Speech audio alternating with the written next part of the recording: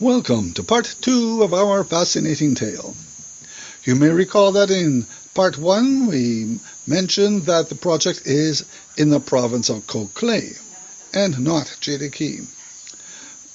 The area where we are working is also totally isolated with very bad roads, and at that time there was no bridge. When we began the project, the top dollar that the farmers received for their Arabica coffee was the best 80 cents a pound. We began a very difficult construction project, and we installed a completely functioning coffee mill in the middle of nowhere. The first part ended with an interview from Baldomero Franco, who recently passed away, but his dream was to be able to have excellent coffee sold at a fair price. Unfortunately, he didn't get to see it. But that doesn't mean that others can't. We're still working away on that, as you'll see in this portion of the farms.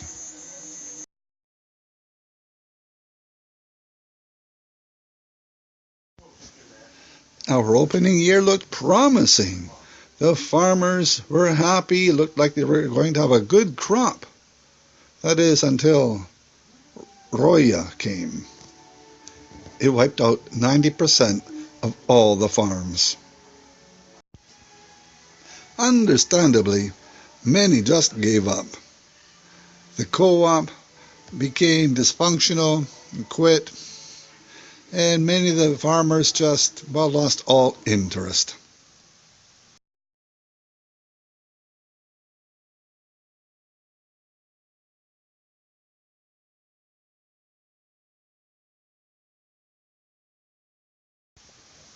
For others, however, we decided to throw our hearts into the project even a little bit more.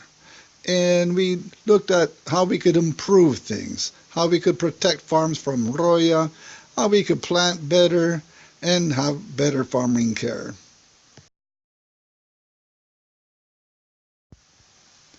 We acquired the help of some coffee technicians, and we made some very much needed improvements. However, it takes about 3 to 4 years before plants are able to produce again.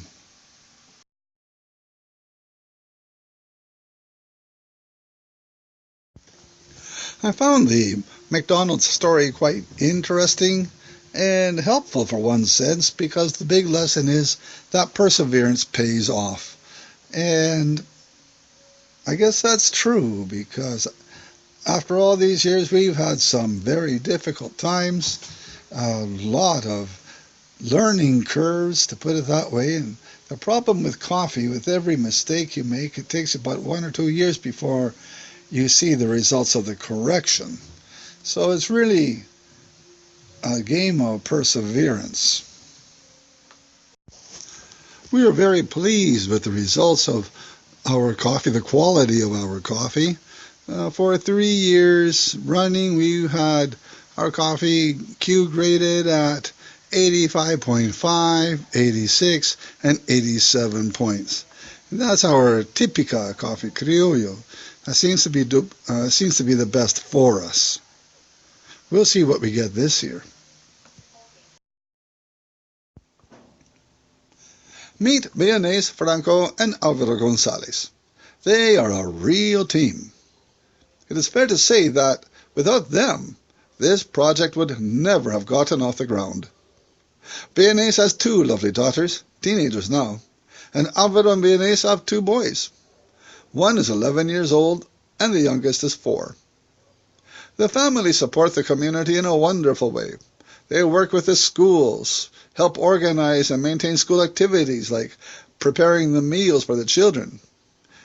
They manage the water system for the community, and even maintain the roads. They are tireless workers trying to get ahead, and the only feasible way is through their coffee farms. When we began this project, I chose Alvaro to be the farm manager. He received special training in Costa Rica at a friend's coffee mill. Now we are partners. Alvaro and I formed La Buena Tierra with the purpose of marketing our coffee as best we can. This family symbolizes what this project is all about.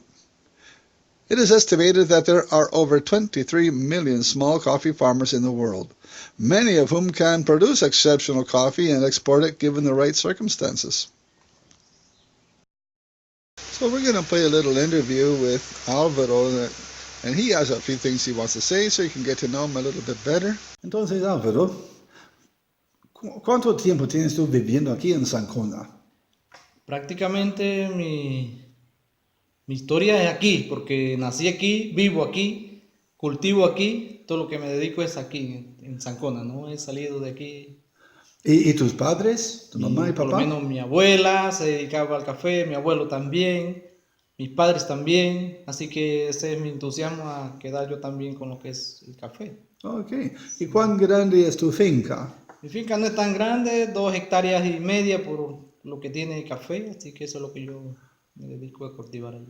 Okay. ¿Y qué hace para sufragar los gastos o mantenerte y a tu familia? Ok, para sufragar los gastos se hacen rotaciones en la finca, se siembran algunos productos donde cultivamos para rotar los alimentos, ¿no? Allí debe salir diferentes clases de alimentos y de la misma finca sobrevivimos, trabajamos la tierra por eso, ¿no? Por lo menos en la finca tengo geisha, caturra, típica o criollo, como se le quiera llamar. Esa es la variedad que tengo en la finca, más que todo. Fantástico, son muy finos. Ya. Muy bien. ¿Y qué opinas de la oportunidad de exportar café? Bueno, la opinión de exportar es buena la idea. Cuando haya producción bastante, podamos mandarle a todos los países, sería una buena idea, ¿no? ¿Cómo no? Ya. Yeah. Y entonces, pensando en eso, ¿cómo te sentiría saber que a persona tal vez en Inglaterra disfrutando café de tu propia finca? ¿Cómo te sentirías? Yo les enviaría un saludo fantástico, excelente, porque si están consumiendo lo que producimos, significa que tenemos un buen producto, que vale la pena continuar, esforzarnos más por trabajar en mejorar nuestra producción. Cada vez el producto debe ser más estrictamente procesado para que tenga sea mejor producto y a nivel mundial tenga buena acogida. Okay. ¿Y cómo llegas a la finca tuya? Bueno, por ahora se hace caminando porque no se puede hacer de otra forma, así que es difícil. ¿Y cuánto tiempo toma Depende de la finca que vaya, la finca mía por lo menos se gasta media hora Caminando un buen caminando paso. en buen paso como debe caminar, ¿no? Y cuando tienes que llevar un quintal a 100 libras de abono o traer café cosechado, ¿cómo lo haces? Ya ahí sí es complicado porque hay que ver cómo uno busca ayuda con gente con machos o caballos para llevarlo, porque eso es más complicado, eso es pesado, así que hay que hacerlo de alguna forma. Naturally, there are quite a few other farmers in the neighborhood. One of the most prominent farmers is Mary Raquelme. She too has a great passion for coffee farming. Let's listen to what she has to say. ¿Cómo inició usted en el negocio de café? Bueno, mi papá adquirió la finca de café en el año 1989. Y en la finca hizo un préstamo con el banco, compró la finca y como producía muy bien, en 6, 8 años pagó la finca. Nos educó a mí y a mis 3 otros hermanos y ya uno se inmiscuyó en la actividad de café, entonces ahora sentimos pasión por producir café. Entonces, pero cada día los problemas son más fuertes por las plagas, porque no hay un mercado seguro. Okay. ¿Qué pasó con el mercado? El problema es que, bueno, las reglas de los gobiernos, el libre comercio, se trae café del extranjero, entonces el productor lo tienen un poco olvidado, no nos dan el apoyo tanto en técnico como los financiamientos, exigen mucho. Entonces allí es donde hay el problema y a la hora de venderlo no hay mercado seguro. ¿Y qué puede ayudar que su finca sea sostenible? Bueno, ahorita lo que pasa es que como ya las fincas son viejas y uno con los recursos propios es que le ha metido la mano, está despoblada. Hay que sembrarle más. Si el gobierno nos asegura un mercado, uno puede sembrar más, pero tenemos el problema que no nos aseguran el mercado, entonces cuesta mucho, pero la finca existe, el clima es buenísimo, hay parcelas que es lo poquito que podemos producir que está al alcance nuestro, la parcela está bonita, bien bonita. Okay. ¿Y qué varietales tiene? La variedad que más tenemos ahorita es caturra. Hay geisha, algo de geisha, eh, que son los que típicas, poquito, que son los que tienen más aceptación en el mercado. Yeah. Tenemos otras variedades como catimor, catuaí, esa produce bien. ¿Cómo no? Ok. ¿Y cómo se siente ser una mujer en el negocio de café? Bueno, para mí, ya digo, para mí es una pasión. Sembrar café, producir café es lo mejor. Entonces, ya eso me lo han inculcado desde niña y yo me siento poderosa.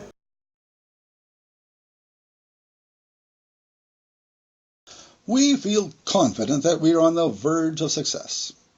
What are some of the biggest issues that we face right now? Well, we do have some pretty serious transportation issues.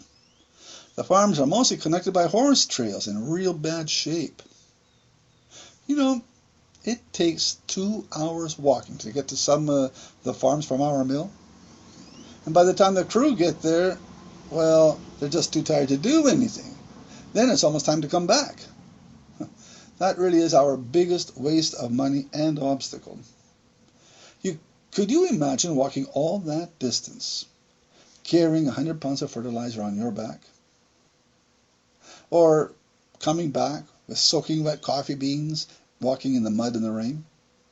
That is a reality that happens over here. For that reason, we are desperately looking for an ATV or a four-wheeler to help us solve this problem. You know, a lot has been done to raise awareness of the coffee farmers trapped in absolute poverty. Fair trade, direct trade, those are big steps in the right direction.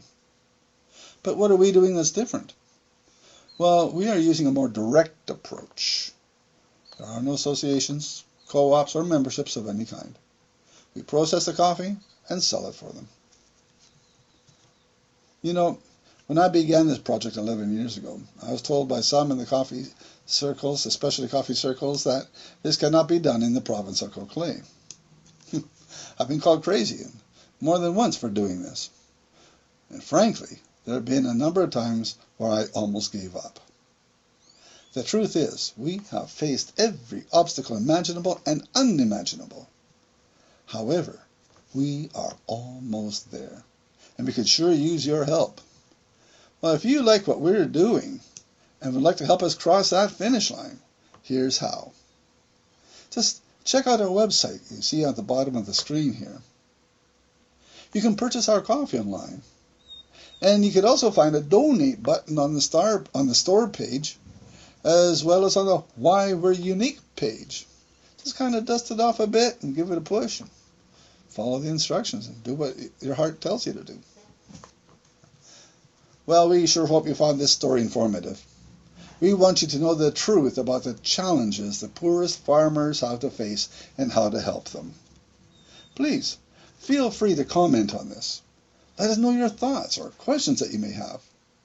Or if you're interested in doing a similar project, or perhaps you're already doing a similar project, well, that would be great to compare notes, and if I could help in any way, I'd be pleased to do so. By all means, give this video a thumbs up if you like it.